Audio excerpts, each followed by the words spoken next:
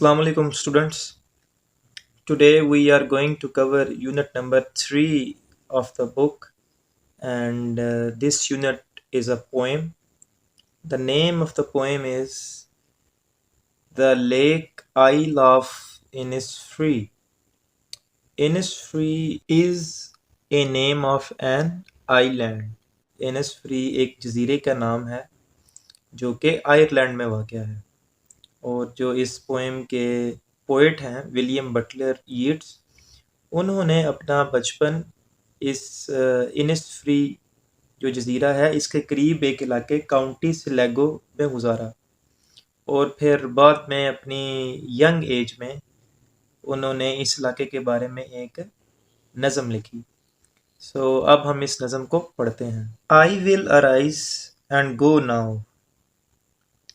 अब मैं उठूँगा और जाऊँगा, एंड गो टू इनिसफ्री, और इनिसफ्री के इलाके में जाऊँगा। एंड स्मॉल केबन बिल्ड देयर, वहाँ एक छोटी झोंपड़ी तामीर करूँगा। ऑफ क्ले एंड वॉटल्स मेड, जो कि मिट्टी और बेत की लकड़ी से बनी हो। 9 bean rows will I have there, वहाँ मेरे पास खुराक की 9 क्यारियाँ होंगी। A hive for the honey bee, और शहद की मक्खियों के लिए एक छत्ता। And live alone in the bee loud glade, और शहद की मक्खियों की आवाज़ से गूंजती हुई आबादी में मैं अकेला रहूँगा। And I shall have some peace there, वहाँ मुझे कुछ सुकून मिलेगा। For peace comes dropping slow, क्योंकि आराम या सुकून आहिस्ता आहिस्ता आता है। Dropping from the veils of the morning, ये सुबह के पर्दों से उतरता है।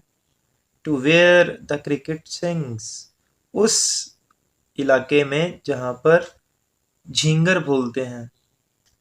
There midnight is all a glimmer, जहाँ रात सितारों से भरी होती है। And Noon a purple glow, और दोपहर को गुलाबी रोशनी होती है। And evening full of the linnet's wings, और शामें लिनेंट परिंदों से भरी होती हैं। Linnet is a name of a bird, ये परिंदे का नाम है, चिड़िया की तरह होता है। I will arise and go now, अब मैं उठूंगा और जाऊंगा। For always night and day, क्योंकि चाहे रात हो या दिन। आई हियर लेक वाटर, मैं झील के पानी की आवाज को सुनता हूँ। Lapping with low sounds by the shore, जो कि आहिस्ता आवाज के साथ किनारों पर आता है या किनारों से टकराता है। While I stand on the roadway, चाहे मैं सड़क पर मौजूद हूँ, और ऑन द पेवमेंट्स ग्रे, या फिर मैं पैदल चलने वाले रास्ते पर चल रहा हूँ, फुटपाथ पर हूँ। I hear it in the deep heart score, मैं अपने दिल की गहराई में इस पानी की आवाज़ को सुनता हूँ।